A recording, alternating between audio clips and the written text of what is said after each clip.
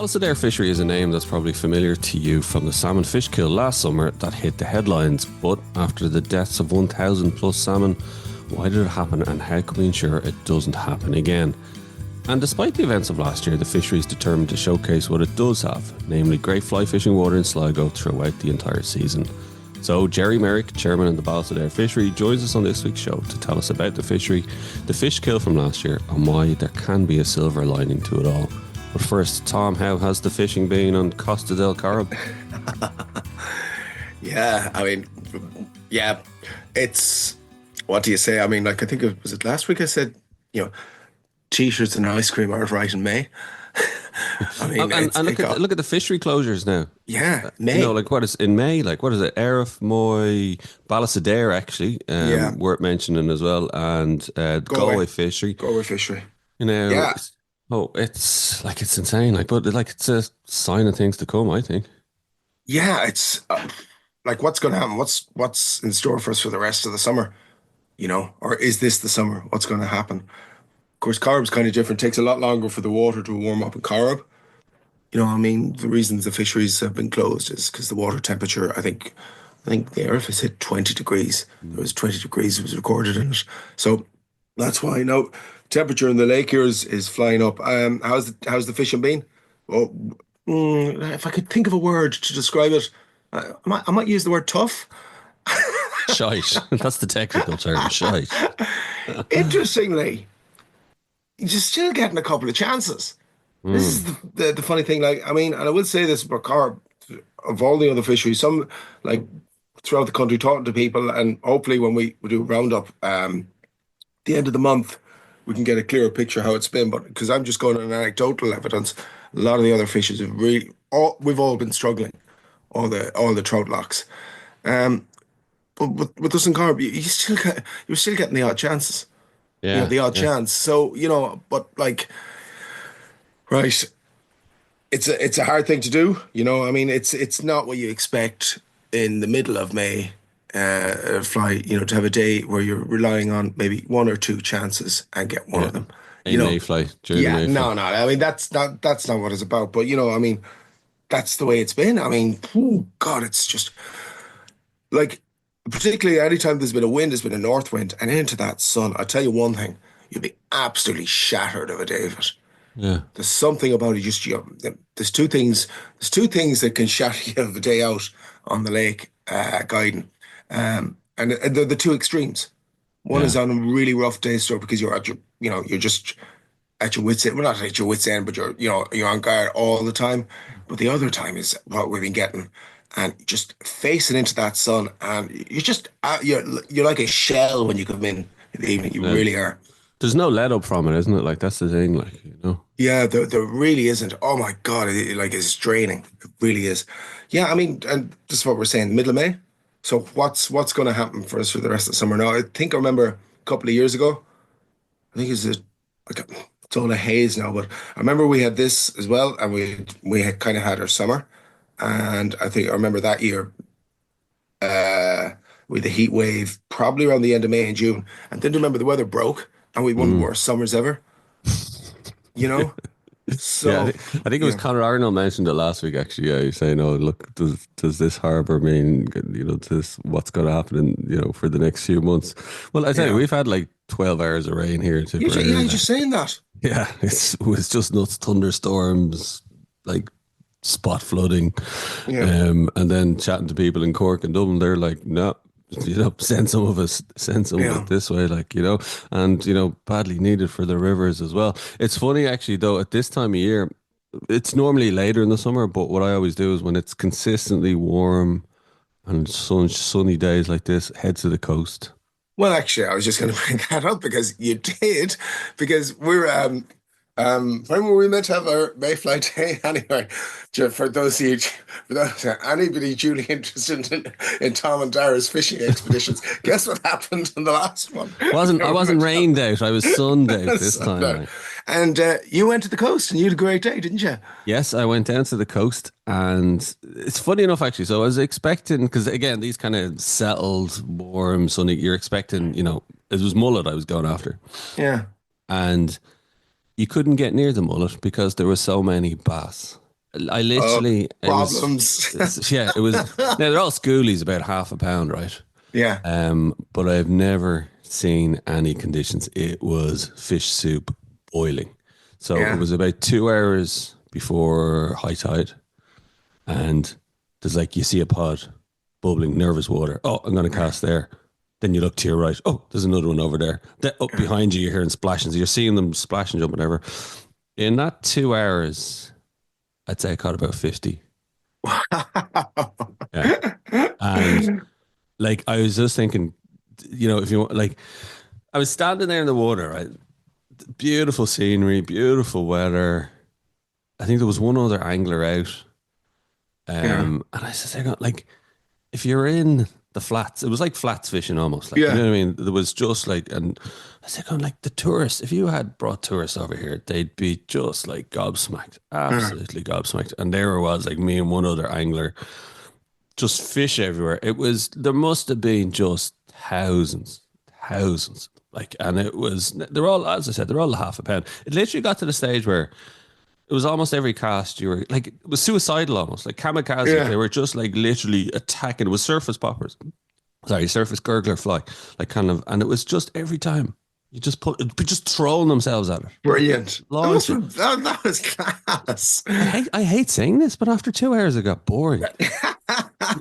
You're literally like after about Oh, an hour, I hate bass. after about an hour, you're literally like, that's only a small one, and you're trying to get it off so you don't have to waste your time. And then you're trying to look beyond the kind of the edge of the pod to think, right, there must be bigger guys over there, like, just on the edge. And you'd cast out, and no, some suicidal fecker will just jump on it. It was just nuts. Okay, so Absolutely the nuts. next time we're sunned out on Corrib, right, and we're looking into the scorching sun, right? I'm just going to remind you. Think of the time you got bored catching fish. 50 bass. Like, it was just, and I was actually thinking, look, obviously those conditions are so rare that it happens like that. But even if you're to a newbie or a kid, you know what I mean, to kind of introduce them to fly fishing or saltwater fly fishing, it was literally like just cast. Oh, for God's sake, another schoolie. Oh, for God's sake. Like, I know you said, okay, you might have got a bit tired of it after 2 hours, but probably when you came away, you probably thought to yourself, God, I'd love to do that again. Yes. Yeah. You want to see my fingers are in bits from the line. From I used like like infected and yeah, cut and yeah, just like I'm like somebody from a war zone coming back, like with yeah, my warm bass war wounds, like it was just PTSD from too many bass. every time I hear it, kind of I literally hear the splashing and jumping now in my head. I have this like twitch, you know what I mean, like going off, like yeah, it was. I've never seen that. Like, it was a decision anyway, good decision. So sorry, Tom. Yeah, yeah. Well, it was a very good decision. Well, I'll tell you one thing: you wouldn't have got bored to catch a fish if we'd have got out of Corrib on the Friday. Yeah, yeah. But yeah, we're saying like it's the only place you can go. When it's conditions like that, Mm. just head to the coast. That's where I'm doing. Although I'll be interested to see now with this bit of rain if it'll stir things up in the river. So that might be worth Yeah, really gander. interested to see what's going to happen here because I'm wondering about that because like I'm naturally off. I'm busy, right? I'm busy right into June for Mayfly. Now we're still getting hatches of Mayfly, you know. Now I have noticed the pin fry have appeared, so it's going to be interesting to see. But because the season's in such of a mess, I've given up predicting. Yeah, Given up predicting. You just really it's like being on a 1 day at a time scheme.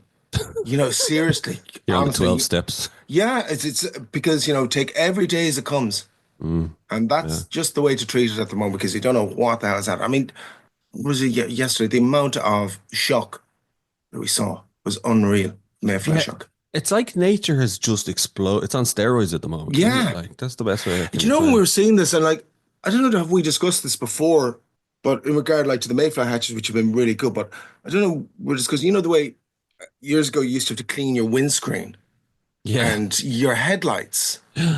Well, this has happened again this year. This is the first time I've seen it. I was getting collected in Galway there under a guy who come down from Dublin, and there was about 3 weeks ago, and he says I have to clean the windscreen. no way. And, I s- and yeah, and I remember my dad having to do that whenever he was on a journey. And like we for the last couple of years we haven't had to do that. Not That's at a fair all. point, actually. Yeah, that's a fair point. So, because obviously we need rain and, it can't go on too long Mm, because, but maybe just the combination of timing, mm. heat, sunshine, everything's exploded. Like, but please let's go back to normal. Yeah, yeah, I wouldn't mind it. Yeah, I would just see. Yeah, and it's like I said, it's the salmon anglers. It's tougher, you know. So that's what I'm hoping. Look, the rest of the summer, as Connor Arnold said, maybe we'll get more rain later in the Yeah, summer. And fingers crossed for the fisheries will open soon as well. And actually, just on Ballisodare as well, a that's right. Yeah. great club. Really interesting talking to Gerry to find out, obviously, about the fish kill.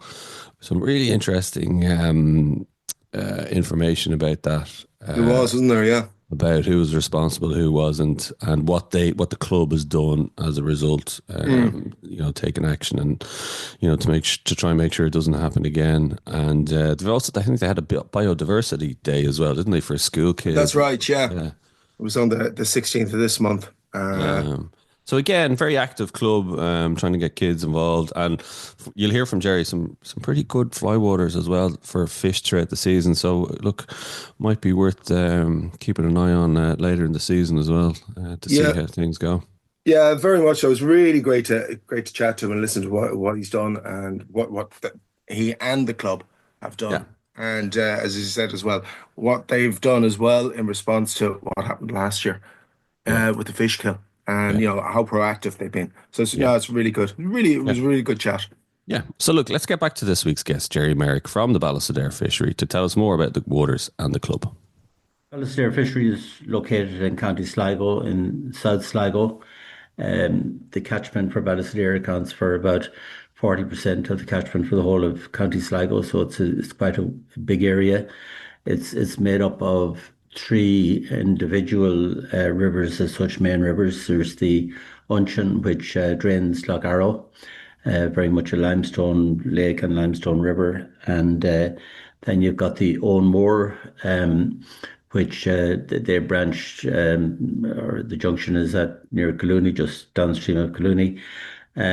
So you have the Owen Moor then that runs up the whole way through Temple House, up by Ballymote and up to Gorgine, if you like. So that's a huge catchment.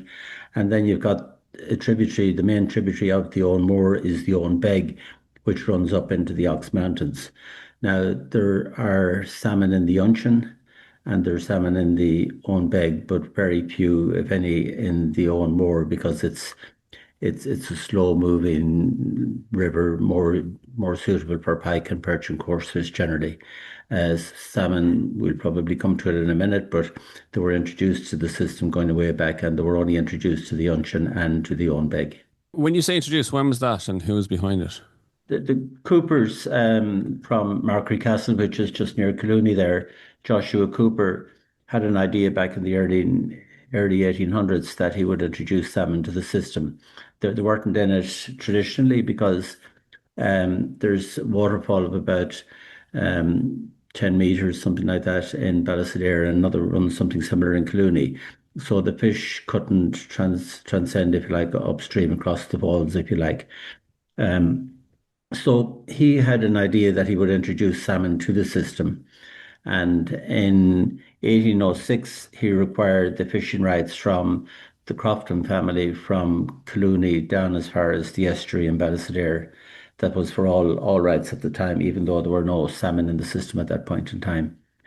And there were a few stragglers, if you like, or lost fish that used to arrive into the falls of Ballisodare.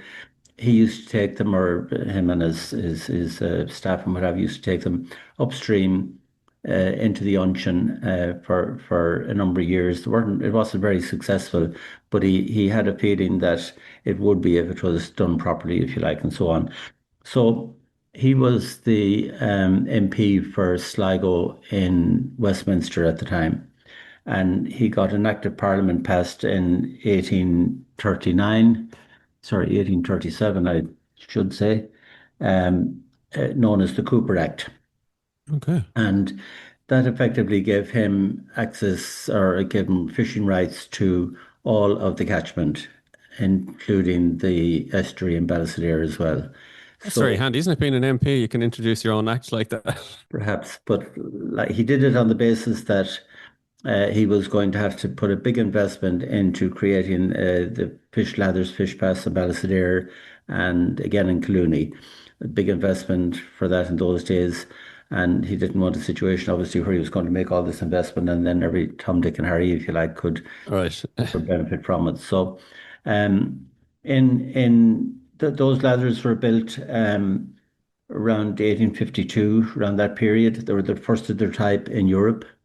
They were designed by a Scottish man. I can't recall his name just off the top of my head, but they were the first of their kind, and they're still there to this day. So they stood the test of time very well. And do they Um, still work, It's Gerry? still up, yeah. they do They're absolutely operational. very operational today. Wow. The system wouldn't work without them. Really, just wouldn't. It's as simple And as that's that. and you're saying they were the first of their kind in Europe, like. In Europe, yeah, absolutely. Yeah, Wow. yeah. Oh my So God. it's a good story. And then in December 1851, Christmas Eve, I believe, according to the records from Markree Castle, um, the they introduced three pairs of salmon from the Moy, from the River Moy, into the area up near Ladies Brae and the Ox Mountains, and that's as the crow flies. It's only about a few miles from where the Moy rises, so similar type of environment, if you like, and so on. And that was incredibly. They brought some eggs, sorry, with them as well. Obviously, the quantity of eggs would be unknown because they probably just took a few shovelfuls of gravel or whatever with eggs in them and deposited that in the river as well. But with then by 1856, which was only 4 or 5 years later, Joshua Cooper caught 188 salmon to his own rod and line. So it was an incredible success. Jerry, just sorry to go back on that. Okay, You Tom. say they brought three pairs of salmon, Yeah. and well, like there you go now, off you go, like let nature take its course. Or what do they do? Do they strip them there, or what? Do you Well, know? I don't think so. I think they just deposited them into the river, is Wow. from as far as we can see from the records. Um, there probably wasn't much knowledge, perhaps, of stripping fish just at Yeah. the time, or they hadn't much experience in that kind of thing. But they put them in. Obviously, putting them in on Christmas Eve was just when they were ready to spawn. And as I said, the rest is history, if you like. And by sort of the mid 1850s, um, there were netting between 5 and 10,000 fish a year in the bay in Ballisodare. And there were boxes been manufactured, I think, in Donegal, and they were going off to the London market by train from Ballisodare to the London market, well, eventually through Ballisodare across the sea and to London every within 24 hours being caught. And can I ask you that, Jerry? Was Cooper's goal behind this primarily commercial in that sense that he could raise, start a fishery there with the aim of exporting the produce to London? I presume probably yes. Like, I mean, there's been a certain amount written about it from the records of Markree Castle, and that was probably his intention. But I suspect it was a lot more successful than he had expected. Yeah. Yeah. Now he Well, did, surely all salmon fisheries then were a commercial entity. Anyway, yeah, anybody probably who did are. Yeah, commercial, yeah, yeah. they were You're all right. looked upon as a commercial entity at that stage, which Yeah, is why they yeah, were very much sought after and privatized. yeah. Yeah, true. Fair point. The, Yeah. the other thing they did at that point as well, in order to perhaps improve the strain of fish, they introduced some fish as well from Lochgill in Sligo, also from the Tay in Scotland, and from the Rhine, I think it was in Germany. Now, from again what we've read about this, I'm not so sure that was particularly successful. But on the other hand, it may have meant that the strain of fish were actually stronger because of the crossbreeding. It's like the old mongrel dog; you never have to bring him Yeah. to the fish if you like. Yep. That was incredibly successful. There was a hatchery there in Ballisodare as well in the bay, and that was going, I think, until the 1960s or perhaps 70s, maybe even 80s. I'm not so sure exactly when it finished, but the fishery had deteriorated quite a bit, and in the mid 1990s, then almost 30 years ago, um, the fishery was put up for sale, and a local company was formed, and by 160 shareholders in Ballisodare, and they bought the fishery from the Coopers at that point in time. So it remained up in the Cooper family up until the 1990s. Yeah, yeah, exactly, yeah. Wow. Actually, sorry, just quick going back. How did the Coopers make their money? Well, the Markery Castle is a big estate there, so obviously there were Landed gentry. Okay. big landowners there. Yeah, Joshua Cooper, he was a fascinating man. He was there was an observatory there in Markery, and he is renowned for having discovered a lot of the satellite, or sorry, a lot of stars, I should say, Yeah. Yeah. Yeah. that are known of today in the stratosphere and what have you. He discovered most of them. Wow, fascinating guy. Are the Coopers still around in the area, actually? The R and D, yeah, they're Charles Cooper and his wife Mary, two very nice people. They live in the estate on the as part of the estate there in Markery. Like, was it let out by the family then down through the decades for anglers to use, or was it always just kept kind of in the family and nobody could use it? It was private, yeah. It was Yeah. private.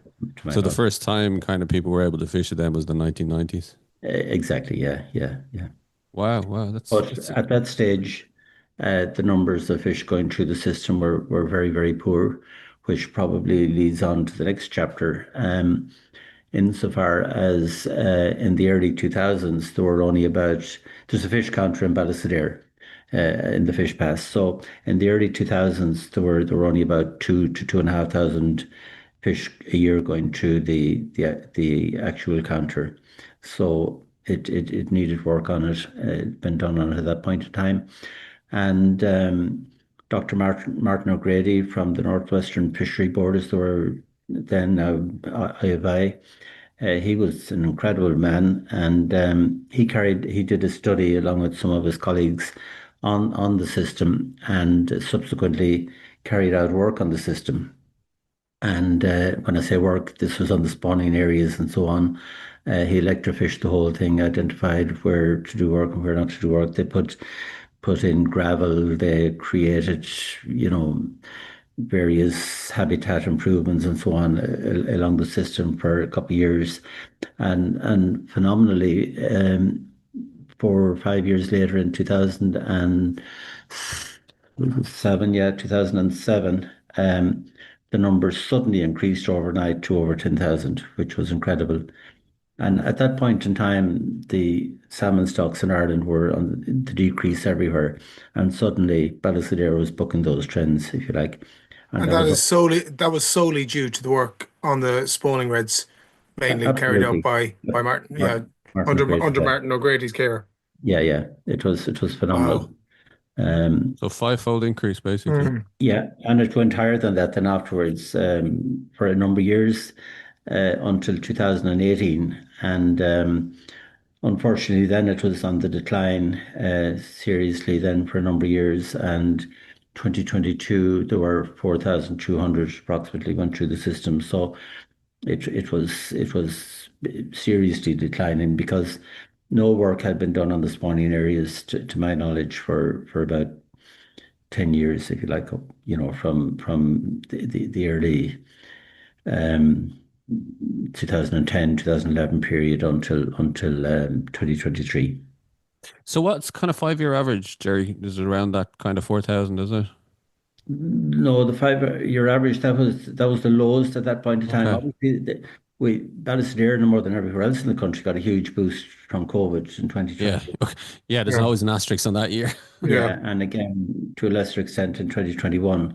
But if you look at the graph from 2018 to 2022, the decline went from 11,000 down to 4,200, and the total allowable catch went from 3,300 in 2019 to 218 last year in 2024. Right. So the river was was heading into serious decline. Mm.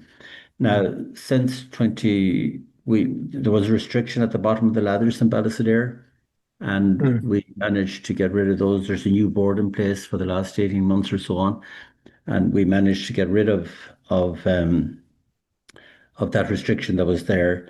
And in 2023, the numbers going through the system increased to 6,700. And last year, despite the fish kill and everything, we estimate that 8,000 healthy fish went through the system. Now, we would have got a bit of a boost. I could qualify that figure. We would have got a boost, if you like, from 2020 because of the COVID thing. So, But but still, you're getting close to That's right. the 10,000. Yeah, yeah, I reckon last year if we didn't have the fish kill, we would have been would have very been. close to 10,000. Actually, Yeah. just asking, since the work done, let's say in 2000, what was the highest number in the last 20, so 23, 24 years? What was the highest number recorded in It any year? it was it was 11,500 in 2010, and again in 2016, but it was never under 10,000, if you like. Right. Well, it was So, around the 10,000 in the intervening years. so last year then, it was going in the right direction.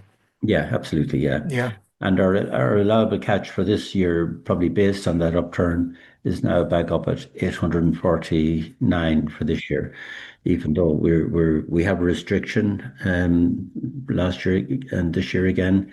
We're not allowing anybody kill a spring fish.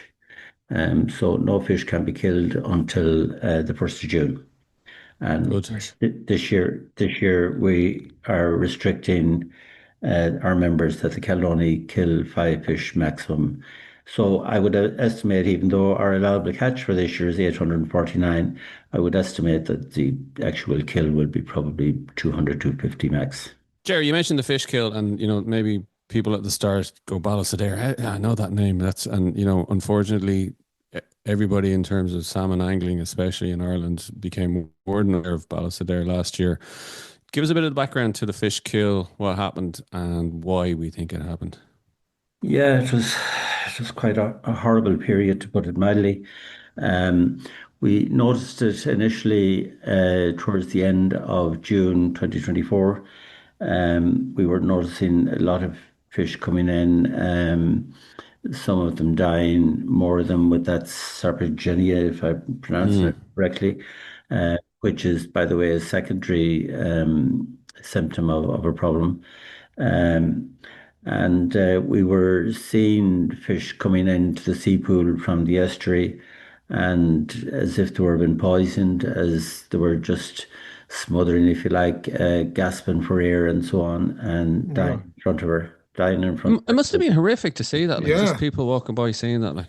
Yeah, well, we decided at one stage we better keep the public out because we were afraid that uh, maybe it was something that could be transmitted elsewhere and so on. So we were very conscious and we put in disinfectant pads and all sorts of stuff there to try and mitigate a problem. We also weren't sure at that stage what was causing it. But it was fairly obvious to those of us who were spending a lot of our time there that the problem was at sea, that they were coming in from the salt water, if you like, and they were being affected before they hit the fresh water. Was it a case of that these dying fish were just kind of building up because obviously it was low water there, they were getting trapped, weren't they? And was it just a Yeah. case of the numbers were building and building in this area? Yeah, well, the water, I suppose, wasn't that low initially. This went on for a period of about 2 weeks from the end of June until the middle of July. And it was getting worse and worse. We were picking up about half of the dead fish below the falls, if you like, and half were strong enough to make it above the falls, but couldn't make it much further than there. We over the period of 2.5 weeks, we picked up 1,080 in total. Oh. And it was mainly the larger fish that seemed to be affected by it as well. And it's interesting, something that I hadn't really thought about or realized before then. The larger fish have smaller gill space per pound, if you like, per based Okay. compared to their body weight than smaller fish. So Right. obviously the gills, in any fish we picked up, the gills were affected, and the Marine Institute came out quite early on, and they were very good. They did biopsies, if you like, on the fish, and on fish that were obviously under pressure. We killed them. They did biopsies on them, and their spleens were pretty badly affected in all the fish as well. So the gills and the spleens were the two major symptoms, if you like, that were seen. There's obviously a more detailed technical Mm. explanation in the IFI report that was done subsequently. And did you have to make a decision pretty soon then to shut it down, or what was how did that work? Well, the Marine Institute were the first people to arrive on site, even though we contacted everybody, and they were quite good, and they encouraged us to keep the fish pass open as long as we possibly could, because it was very obvious to them and obvious to our board members that the problem was at the sea. So the more healthy fish we could get up into fresh water, the bigger the chances of them surviving. And it eventually got to the stage, because there was no rain during this period of time, that we just had to make a call eventually that we couldn't let any more up. Already we had sandbags and stuff in place to try and encourage the flow of water enough to be able to allow as many as we possibly could. But eventually, on a particular Saturday, we had to make the decision to close the fish pass and not let any more up. And we were really tearing our hair out at that stage. And Gerry, was it a case that any fish that did make it up the fish pass survived? You didn't get any fish mortalities above the fish pass, did you? No, we did. We got about half of the fish that were picked up were above the fish pass. They had enough Okay, energy right. to get through the fish pass, but not. There are more Okay, right, yeah. than what have you further up, and about we picked up about 500 roughly above the fish Okay, pass, and there were about another 25, 30 perhaps that made it further up into the system that we picked up through the system, if you like. But okay. their energy levels were very low, and the majority of them just didn't have enough to get through. So 1081, that's just roughly about Mm. 12% Yeah, of the run yeah. for the season. Obviously a And of course, massive. that's only the figures the amount you collected. Yeah, Do you true. reckon you collected all of the fish, Gerry? Most unlikely. We don't know for sure, but we of the 8,500 that went through the fish pass, there were about 500 that died, and then there were another 500 that didn't make it to the fish pass. So that makes up 1,000. And I suspect, if everything went through healthily, that would have been 9,000. But there was probably another. Nobody knows, but there were probably Mm, another yeah, okay. 500 out in the bay, or maybe 1,000 for all we know that we didn't pick up. So it could be 15% Yeah, Yeah. yeah. of the run. So investigations were obviously held. What was the conclusions from it? Yeah, if I carried out an in-depth investigation, they obviously had the data from the Marine Institute, the Fish Health Unit in the Marine Institute, the Department of Agriculture were out as well. Um, Water sampling they carried out a lot of water sampling on the system during the fish kill or at the end of it. And the thing that jumped out, I suppose, at that point in time was that um, the level of ammonia in the wastewater treatment plant uh, registered at 23.9 at the time, which the limit, the ELV, which is the limit set by the EPA for Ballisodare should be 10. So it was significantly over the limit. And prior to that, prior to the fish kill in May, I think it was, the level was up at 45.9. So it was the ammonia levels were extremely high, and ammonia is made up of two constituents, if you like. You have the NH3 and NH4. NH3 is particularly toxic. It will kill salmon or trout or whatever in a matter of a very short period of time. NH4 is less toxic, but it's still not good. Now, unfortunately, EPA and the Ishkern don't measure NH3 and NH4. They only measured ammonia as a whole, if you like, and so that was one of the reasons that obviously very concerned about. Number two, was contained. Number two reason that was contained in the IFI report was a possibility of phytoplankton in the estuary as well, because there was an outbreak of that across Sligo Bay, which was probably 20 miles away over at the Drumcliff side. And there was no evidence that appeared in Ballisodare, but it was a possible contributing factor as well, even though there was no evidence to suggest it was actually there. And just as a matter of interest, there were no fish reported killed in Drumcliff River, which would be a salmon river across the other side of Sligo Bay. The third thing that they mentioned was low water, not from the point of view of that the oxygen levels were too low or anything like that. But in fact, the oxygen levels were perfect, because we had an electronic water quality sonde that the ATU in Sligo were monitoring the quality during this period in time above the actual falls. So the fresh water was in absolutely fine condition. It was all within limits. But if the water levels were greater coming down through the system, it would have obviously flushed out whatever toxins were in the estuary and would have helped the situation. And the fourth thing that was mentioned in the IFI report was a large number of fish congregating at the same time, and obviously that is to be welcomed. We make no apologies for trying to get as many fish back in the system as we can. So of the four identified possible reasons or possible causes, the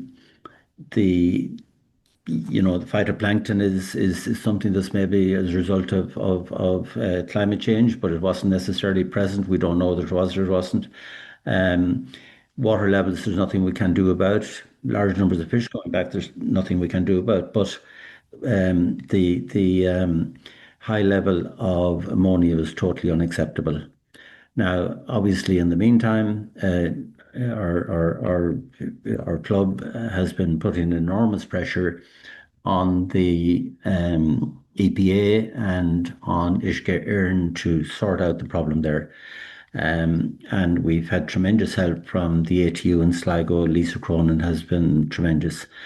And so we had a lot of the science and so on behind all of this. We were able to put in front of these people to sort something out. And thankfully, the recent reports from the wastewater treatment plant in Ballisodare would suggest that they've got their act together, and the levels are now down at 2.5, which is very acceptable, if you like. Now, we are putting our own monitors in place as well. We're putting two water quality sondes, as they're known as, and basically they're electronic devices that sit in the water. We will have one of them in the bay adjacent to the outflow from the wastewater treatment plant, and we will have another one then in the fresh water just upstream from the falls, so we can compare one with the other. And obviously, if the water quality going over the falls is good and it's not good where the wastewater treatment plant is, well, obviously the problem has to be in between, which is only a couple of 100 meters. So how direct is the monitoring on these devices, on the SANS devices? Like, can you read them straight away? You can set it up. Basically, they're programmable devices, and basically, what we intend to do is set it that it will take a recording of the water quality every 15 minutes, and that will be transmitted to a central database. We will have parameters or limits set on that, and if those limits are breached, well, then that will immediately report to mobile phone devices that will set alarms off. The EPA and Ishkern were aware of levels that were at 45, which is 4.5 times higher than what it should have been, and yet nothing was done. Absolutely. Unfortunately, that's the situation. And it was going on for a few years, not at that levels, but there were the breaches going back a number of years. The number of samples taken by EPA is supposed to be 12 per annum minimum. and there were some years when they were only taking, I think, 7 and stuff like that. So, and again, IFI should have been monitoring this as well, because this is available on the EPA website. And again, they didn't appear to be really proactive with it either. Is the only difference here, Gerry, in the sense of you guys now, as interested stakeholders in the river, have access to the data now and can flag it, and that in the sense of in May when the levels were at 45, the only people who were aware of that was the EPA and Uisce Éireann, is that right? We're still not we're still not given any access. They won't, you know, we've tried to have meetings with them on one thing and another, and they've refused to meet us. But we have been sending them emails and putting a lot of pressure on them at all. Who's refused? Uisce Éireann have refused, is it? Yeah, yeah. On what basis have they refused to meet? Well, they say, okay, we'll come back to you, but they never do, you know. Wow. Right. It's pretty poor showing. Yeah. Well, based on their track record of how of how many fish kills and how badly run and how badly they do when it comes to issues of water, maybe we're not I surprised. suppose our main thing is, you know, that we want to make sure this doesn't happen again. But I suppose my point, Gerry, is okay, so you get a flag saying water levels are at 20. So is it up to you guys then in the Ballisodare Fishery to alert EPA and Uisce Éireann? And IFI. So I suppose the only difference really now is, and this is where I would be hopeful, is you guys are aware of it. So therefore, if they don't do anything about it, you have that information to hand and you can, you know, raise the flag and you can go public on it and you can we have put it pressure to immediately bear. available, because otherwise we won't get it from the EPA website for perhaps a month, the same as anybody else can get it. We don't have access to it. They're not interfacing with us. But obviously, IFI are keeping a very, very close eye on them now as well. The EPA are as well. So there's very much a focus on what's going on at the wastewater treatment plant at Ballisodare. And for that reason, the more recent results that we're able to pick off their website are very encouraging. So it appears that they've got their act together in terms of the ammonia levels. And fair play to Gerry, and fair play for getting the money and getting the sonds put in, and you know, hopefully that's silver lining in the cloud of that fish kill from last year, that it won't happen again going forwards. I should say that I must acknowledge those things are costing about 28,000 euros, and we've got a grant from LawPro for just under 22,000.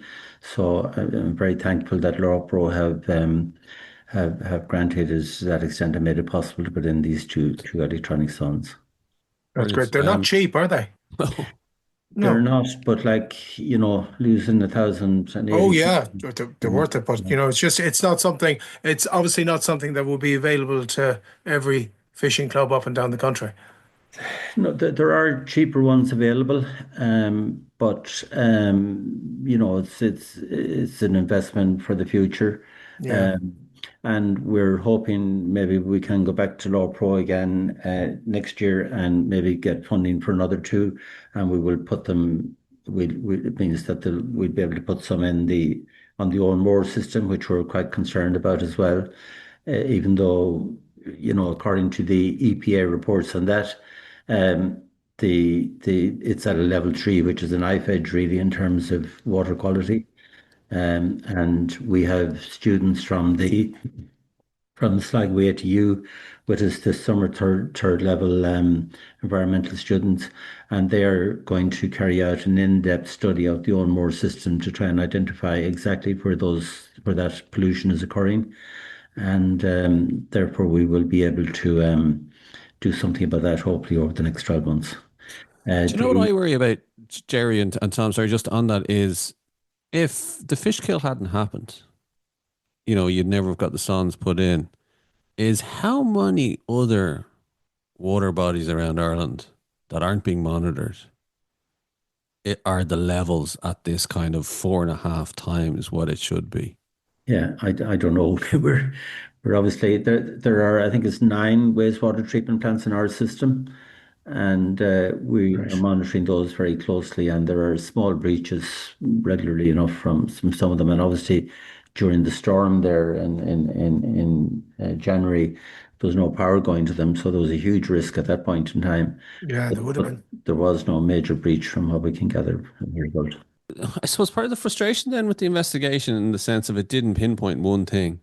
It kind of diluted the blame in a few different areas. So therefore, was there any direct consequences on Uisce Éireann for breaching the ELV levels? No, no. The question was asked, I suppose, of Ballisodare Fishing Club, would we sue them? And we decided as a board that we wouldn't because, first of all, there was no absolute concrete evidence perhaps to suggest that that was definitely the reason. But secondly, it you know, we would have wasted a lot of time, energy, money, and so on. Our most important thing of all is that such breaches won't happen again in the future. So that's the important thing. We can't bring back to life Yeah, yeah, that's true. 2005. You can work on that, but you can never bring back what Exactly. has been. You can't undo what's Yeah. been done. Yeah. Were Uisce Éireann asked to make any financial contribution to the cost of the sound devices? We didn't ask them for that. Did the Marine Institute volunteer. or IFI, anyone ask them? Not that we're aware of. Perhaps that they So they did. didn't put any up to the Yeah. 26,000. Wow. No.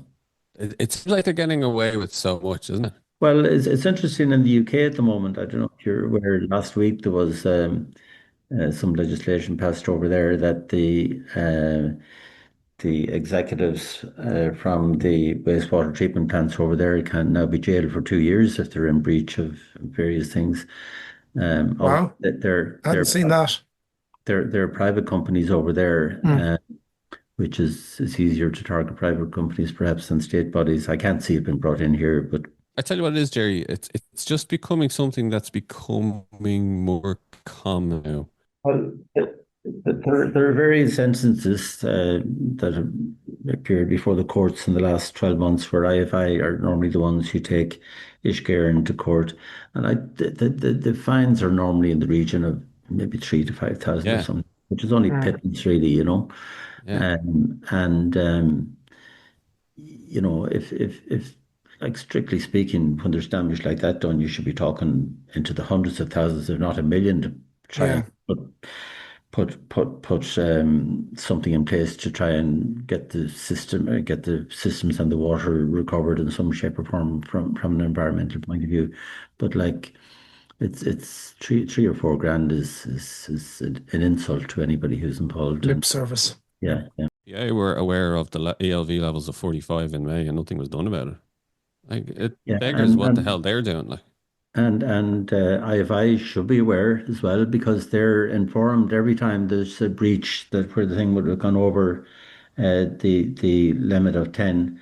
you just wonder how much we're not being told and how much we don't know about that's really going on. That is very damaging to the environment. That it's amazing how many state bodies are actually aware of it and not doing anything about it. At least you've got those devices now and you can keep an eye on it. And, it'd be interesting Yeah, to see what you own yeah. more Like I as mean, well. Like, the two things that one has got to do in order to try and keep salmon stocks up and get more smolts going to sea is working on the spawning beds, rejuvenation of those, and water quality. Those are the two important things. And obviously there's a problem at sea that was identified in 2020 when we can only assume that the trawlers were mopping up a lot of these salmon that suddenly appeared. And again, the scientists for years were telling us that salmon were getting lost at sea. They had their navigations ability were disappearing, and the feeding grounds were shifting slightly, and they couldn't feed them. And suddenly, overnight, that was all proved to be total nonsense. Which but nothing, to my knowledge, has been done in the meantime about the trawling situation. Like, I mean, there's various rivers around the country, and they're back probably with numbers lower than they were before COVID, and they're in a serious position, and nothing's been done in most cases. In a lot of cases, there's very little been done, either from a water quality point of view or from a habitat point of view. So it's salmon are on a slippery slope, and it's a shame. And it doesn't take a whole lot, if you like, to turn it around. And hopefully Ballisodare can be the catalyst for showing maybe the rest of the country and IFI and what have you, that with little effort it can be turned around. It's been proven in Ballisodare in the past. Prove it Um, again. but, Like we but said, this comes up a lot when we're discussing salmon. I mean, there's a lot of things we can't do, and you talked about the open sea out there and the Wild West, as we've come to call it now. And there's a lot of things we can't do, but there are things we can do. And there are things like within your own club that you can do. It's a bit like, rejuvenating the spawning streams and everything and improving the smoke run. So, it's just a matter, and it's great to see yourselves getting involved in it, Gerry. Concentrate on what you can do. yeah, absolutely. But it'd be nice if the powers that be did something about Oh, what little clubs like ours can't do. I think that's going to be Um, part of a bigger yeah. movement. Yeah, I absolutely. think that's part of a bigger movement. I mean, that's, and probably, I suppose, and you probably agree with me on this. It's something that we've got to highlight here. I know it's only a small podcast or whatever, but we've got to make people more aware, and people beyond anglers like us, the general public. I mean, I've said this before and I'll say it again, how important the salmon is to our country, our culture, our heritage. And, the only people who care about it seems to be the anglers. Well, if you go back to Finn McCool and salmon of knowledge Yeah. and all of that kind of thing, Mm, and salmon appeared on our coins and what have you down the years. So, mm. obviously very, very much part of our culture. But um, yeah, there's certainly a lot of work needs to be done and from an environmental point of view and others to get them back up. There's no question to it about that. Gerry, when I was reading through the Ballisodare Fishery Club report, I was very impressed by the quality of it, the work that went into it, the production, the standards. I was like, this is a club that knows what it's doing. How many or many members do you have in the club, and how many visiting anglers do you get as well Yeah, to the we fishery? we we have 160 members as such in the club, and we created a new website last year, which seems to be working quite well, in that we're getting a lot of inquiries at the moment to it, and we're getting quite a number of bookings, if you like, from what we might call tourist anglers, if you like, who aren't members, and so we want to build up that as a revenue. We're also looking at putting in a visitor centre there near the falls in Ballisodare. It's a very scenic area, and hopefully that will make a financial contribution to the club as well. We're working closely with Sligo County Council and the Fall Ireland and people like that on that particular project. We're sitting on the wide Atlantic Way there, and Sligo Mm. badly needs a bit more tourism. So hopefully we can make our little bit of contribution in that respect, and also make people more aware of the whole environmental aspect of thing. We'll have a big concentration on that as part of that visitor centre. I'd always know that the Ballisodare fishery, primarily the sweet spot was the bit close down to the estuary. And then the rest of it was really, wasn't fished as much. Is that still very much the way? And why was that? Was that the fish were below the fish passes, or just how do you fish it? Like, is it below? Would you fish below the fish passes or above them? Well, myself personally, I don't fish below the pits, but anyway, just Yeah. there's a new attitude. We have a new board in place for the past 15, 18 months, something like that. And they're a board who, if I could summarize them, they're givers as opposed to takers, if you know what I'm trying to say. So we have people on the board that are very keen to give their time and their effort and their expertise and whatever else in terms of improving the fishery. Um, I mentioned earlier there was a restriction Yeah. at the bottom of the ladders. That has been removed. As a result, fish aren't held up anymore below the ladders. So they get a chance to go straight through the fish pass and up into the upper regions. And what we're finding is the fact that they're not held up there and coming and going on the tides and so on.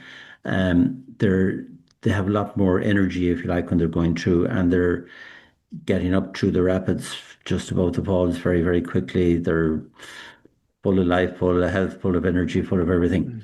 Now, so the amount of fish that are being caught below the falls are becoming less and less. And Ballisodare had a terrible reputation in terms of, I've often seen maybe 6 and 8 fellas standing shoulder to shoulder, chucking in worms, snatching, pulling out fish, and that was shocking. Now those days are over as far as the current board in Ballisodare are concerned.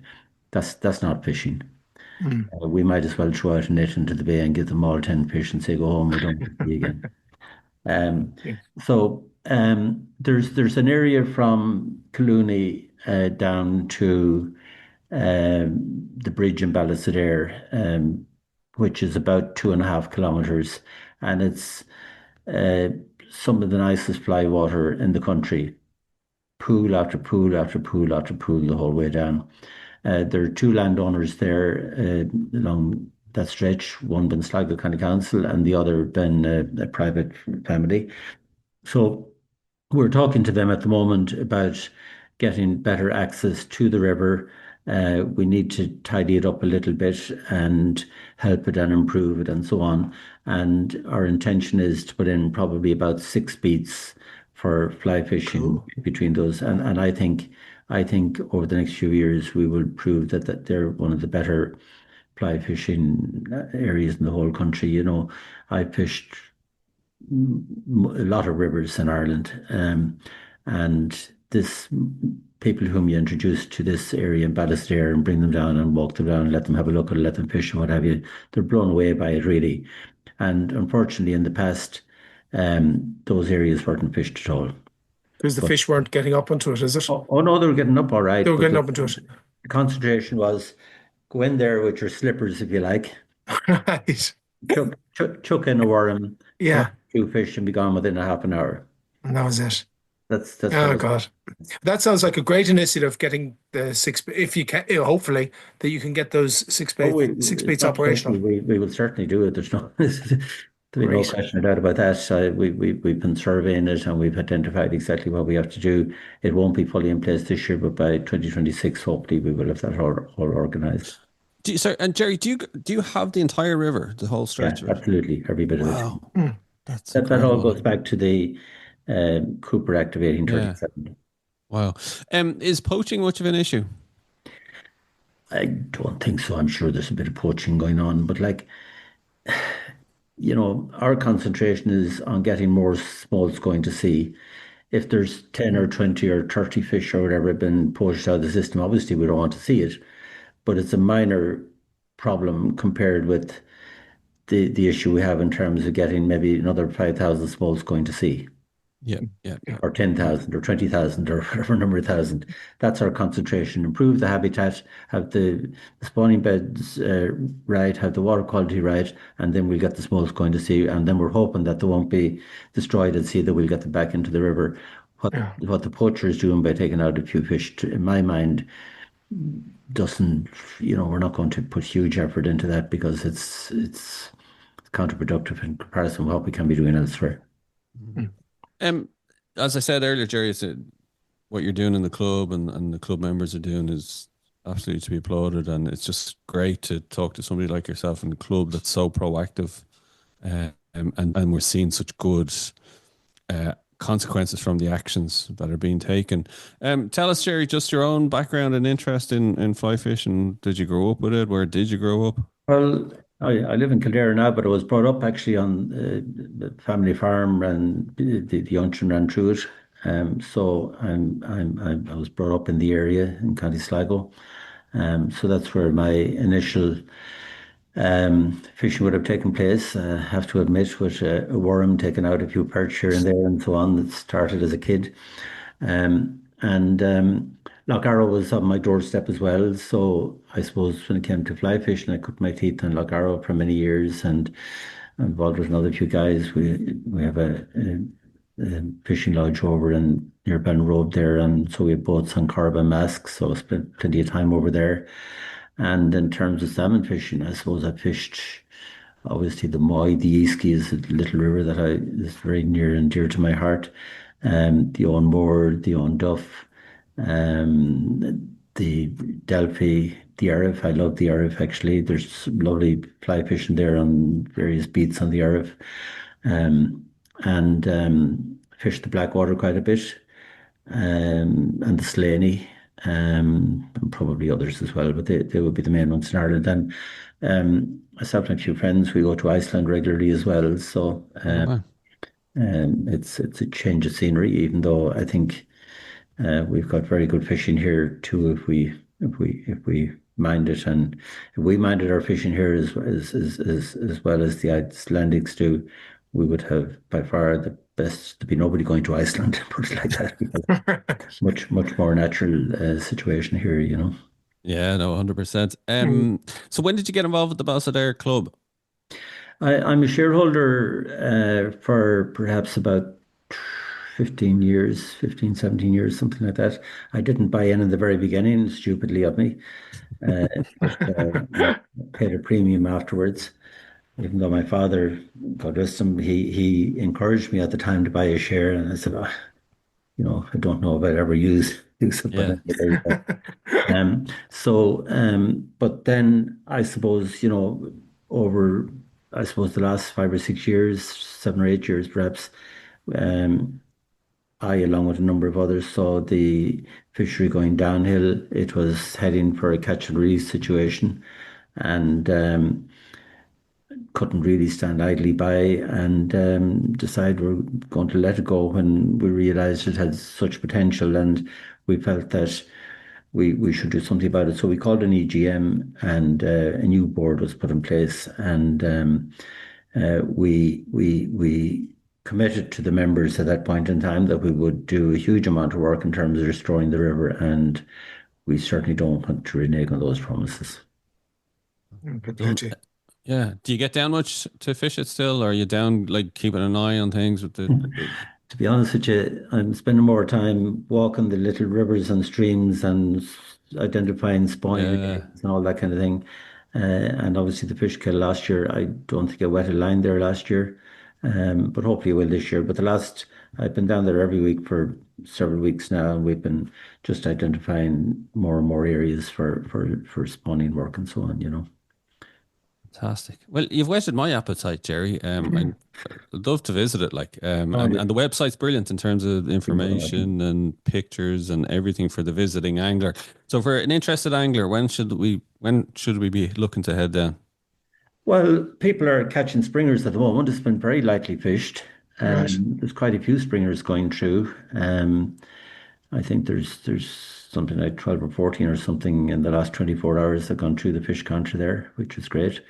There's been 5 or 6 fish caught to date, but most days there's nobody fishing. There's been a good few lost at the net because the barbless hooks are giving the salmon that advantage. But it's catch and release, and I suppose there's quite a few people perhaps not interested in just going and catching and releasing a fish. But we want to protect the springers because we believe they're the lifeblood of any river. And so from the 1st of June onwards, we're allowing our members to kill 1 fish per day up to a maximum of 5 for the season. The grills will be arriving, hopefully, fingers crossed, in big numbers from the middle of June until perhaps about the 3rd week of July. That's when we probably get about 60% of the run coming through during 5 or 6 week period. So, but then those fish are upstream in the areas that I mentioned a few minutes ago, where we've got the 2.5 kilometers of nice fly water. Those fish are up there into September and so on, and lots of good fishing up there at that point. So even right through to the back end, you can still get some good fishing on. Yeah, absolutely. Obviously, they'll start to get a little bit coloured at that stage, but they'll certainly take a fly anyway, that's for sure. Sounds fantastic. Gerry, I actually, no more than Darren said it there, you definitely whetted the appetite. And it's actually great to hear about it because actually, I suppose the fish kill last year sort of highlighted Ballisodare again. And to people, we'd often have heard about it, but it's great to get you on and to talk about it and to hear the history of it. But more so to hear what you're doing with it. I think that's really good. It's really, really great to hear. And I've seen, the website you've done and the report that you've done. Fair play to you. You've put a lot of work into it, so it's great to see. But really been great talking to you. But before we let you go, and whether it's going to involve Ballisodare or not, I don't know. We ask everybody who's been on what their most memorable fish on the fly was. So here's your cue. What's been your most memorable fish on the fly? I've been lucky enough to catch plenty of them on the fly. Um, I've caught some nice fish, obviously into maybe 12, 14, 15 pounds and that. In Ballisodare, on the Moy, the Blackwater, probably the bigger ones. Um, Before I go on to perhaps the most memorable one, if you have a moment, in 2020, when the COVID restrictions limited somewhat, on the 1st of July 2020, five or six of us who would have been regular enough visitors to Carysville on the Blackwater, we had 100, can't remember, it was 126 or 128 fish for the week. I can't say I remember any particular one of them, but I never had fishing like that before and never will again. Wow. Now we I doubt if we killed 5% of them. I think if we had one or two max going home, each was the most, but it was phenomenal. So in terms of fishing, that I will never experience anything like that again. There's no question or doubt about that. And in terms of an individual fish, I'm trying to think. I remember catching one there a few years ago, and on beat six, I think it was on the Arv, and there was a clump of grass way out anyway. And I said, if I can get a fly out behind that clump of grass, maybe something might take it. And sure enough, I just landed the fly in the right place, and bang, a nice grill, so I can't remember, 5 or 6 pounds, took it and got him in. And you're probably familiar with the situation on the air. If you take a photograph of the fish and you release it and let it off and so on, and then they give you one of the ranch fish instead. And I realized as I was walked back up, and I had, there was another friend with me. I went to show him, take the camera out of my pocket to show him the fish I had caught, and realized I didn't have my camera.